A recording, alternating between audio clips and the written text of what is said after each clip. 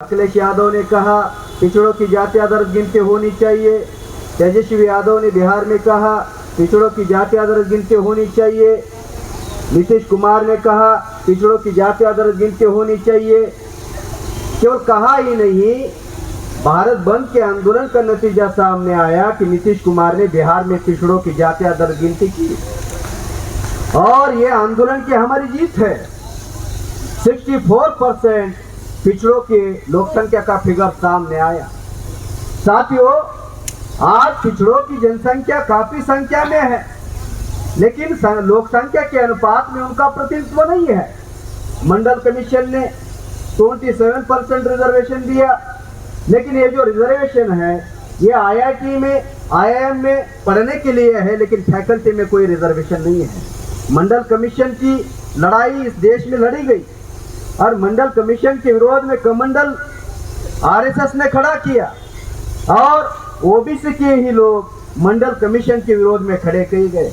आपने दिल्ली में देखा होगा एक राजीव चौक है। ये राजीव चौक आपको लगता होगा ये राजीव गांधी के नाम से बना हुआ होगा, लेकिन ये राजीव गांधी के नाम से बना हुआ चौक नहीं है, बल्कि राजीव गोस्वामी जो लड़का था, जो उत्तर प्रदेश से था, ओबीसी था, जो मंडल कमीशन के विरोध में उसने आंदोलन किया और खुद को जलाया। उसके नाम पर तत्कालीन सरकार ने राजू चौक नाम दिया। क्यों दिया? ओबीसी को डाइवर्ट करने के लिए दिया, ओबीसी को खुश करने के लिए दिया।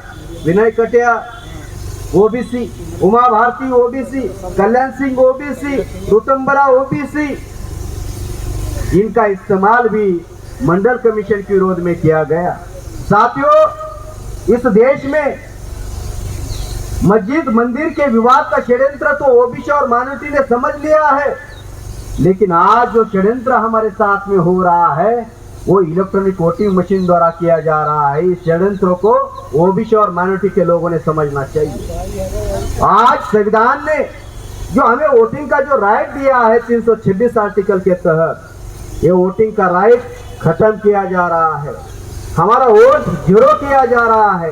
तो ओबीसी 52% है, उससे भी बड़ा आंकड़ा है, लेकिन लोक संख्या के अनुपात में उनका पार्लियामेंट में मेंबर नहीं है, विधानसभा के अंदर मेंबर नहीं है। लोकतंत्र के जो 4 पिलर है उस 4 पिलर भी देखा जाए तो रियल रिप्रेजेंटेटिव उनके अंदर नहीं है। तो ये हक कौन खा रहा है? आपको मैं एक डाटा बताना चाहता हूँ। 2022 में राज्यसभा में एक डिबेट डिस्कशन हुआ और डिबेट डिस्कशन में राज्यसभा में सवाल पूछा गया 2018 से 2022 तक डाटा अवेलेबल करो। कौन सा डाटा? एससी एसटी ओबीसी कितने आईएएस आईपीएस 5 साल में हुए। डाटा आया, चौंकाने वाला, हैरान करने वाला डाटा आया। डाटा क्या आया? शेड्यूल कास्ट की पॉपुलेशन जो है 15% है, शेड्यूल ट्राइब की पॉपुलेशन जो है 7.5% है, माइनॉरिटी ओबीसी की जो पॉपुलेशन है वो 52% है, लेकिन मंडल कमीशन के अनुसार 27% रिजर्वेशन है।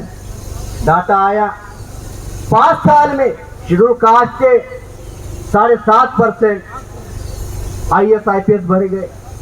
5 साल का आंकड़ा कितना आना चाहिए था? साल में 15% आना चाहिए था। 5 साल में शेड्यूल कास्ट का कितना आया? 7.5% आया। शेड्यूल ट्राइब का हर साल कितना आना चाहिए? 7.5%। 5 साल में कितना आया? 3.5%। पिछड़ों का मंडल कमीशन के अनुसार 27% भी देखा जाए तो हर साल आना चाहिए 27%। हर साल आना चाहिए 27%। 5 साल में आया 15%। 15.92% आया, यानी 15.92% का आंकड़ा आया। तो बाकी का सारा कौन खा रहा है? बाकी का सारा जो खा रहा है वो अल्पसंख्यक ब्राह्मण खा रहे हैं। साथियों, लोकतंत्र में जिनके पास में वोट की पावर होती है, वोट संख्या ज्यादा होती है, वो राजा होना चाहिए, लेकिन भारत में उल्टा है। लोक संख्या के अनुपात में एससी एसटी ओबीसी माइनॉरिटी की जनसंख्या ज्यादा है, उनका वोट बैंक ज्यादा है, लेकिन लोकतंत्र में वो राजा नहीं है, वो प्रजा के प्रजा है। तो ये जो हकमारी जो खा रहे हैं, हमारा जो अधिकार खा रहे हैं, इनको पहचानने की जरूरत है। अगर पिछड़ों की जाति आधारित गिनती होगी तो पिछड़ों के लोगों में एक अवेयरनेस आएगा, एक कॉन्सेप्ट डेवलप हो जाएगा।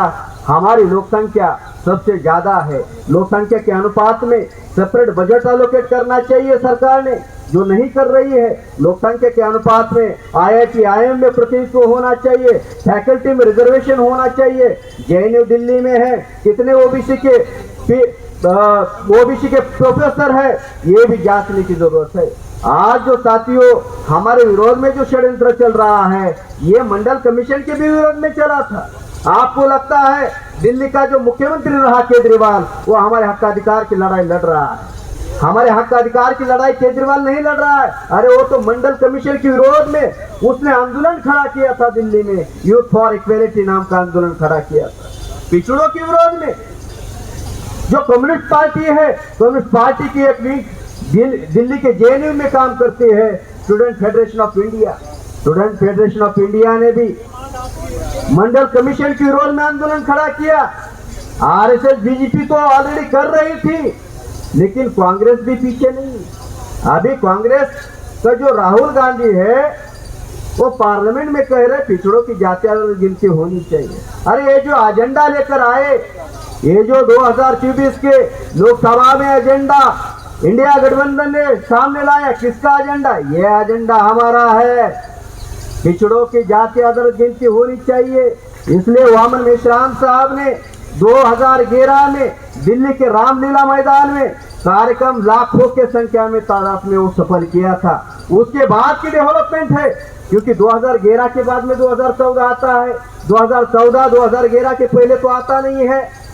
ओबीसी के अंदर ध्रुवीकरण शुरू हुआ, RSS ने काउंटर प्लान बनाया, ओबीसी का प्रधानमंत्री देना होगा, और नरेंद्र मोदी को प्रधानमंत्री बनाया। पिछड़ों का है इसलिए बनाया, लेकिन नरेंद्र मोदी जो है वो पिछड़ों के विकास के लिए अवरोध बना हुआ है। नरेंद्र मोदी ने ही सुप्रीम कोर्ट में हलफनामा दिया कि पिछड़ों की जाति आधारित गिनती नहीं करना चाहिए। क्या नरेंद्र मोदी पिछड़ों के हकाधिकार की लड़ाई लड़ेगा? क्या राहुल गांधी पिछड़ों के हकाधिकार की लड़ाई लड़ेगा? क्या एजेंडा लिया इंडिया गठबंधन ने?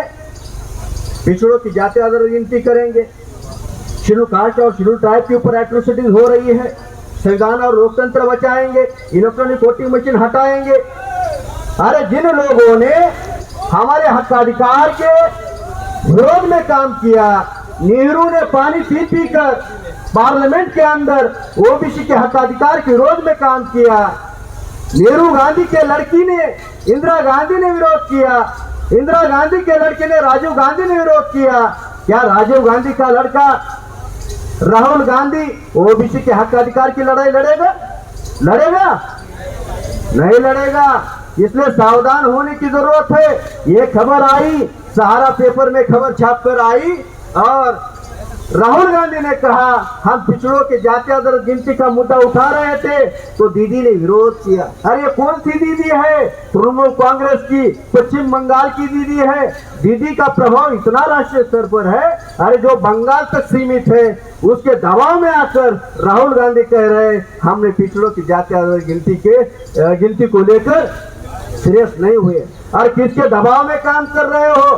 दबाव जरूर होगा, दबाव जरूर होगा। राष्ट्रीय पिछड़ा वर्ग मोर्चा का दबाव होगा, दबाव जरूर होगा। भारत मुक्ति मोर्चा का दबाव होगा। विकास चौधरी जी को मैं अपील करना चाहता हूं, चौधरी साहब आप उनको मत मांगिए। ये जो कांग्रेस बीजेपी है उनको मत मांगिए, वो देने वाले नहीं है। आप हमें बहुजन मुक्ति पार्टी को सरकार बनाने का मौका दे दो। 72 घंटों के अंदर पिछड़ों की जाति आधारित गिनती करेंगे और लोक संख्या के अनुपात में प्रतिनिधित्व देंगे। मैंने मेरी बात यहाँ पर उद्घाटन के तौर पर रखी। मेरी बात आप लोगों ने ध्यान से सुनी, इसके लिए आभार, धन्यवाद।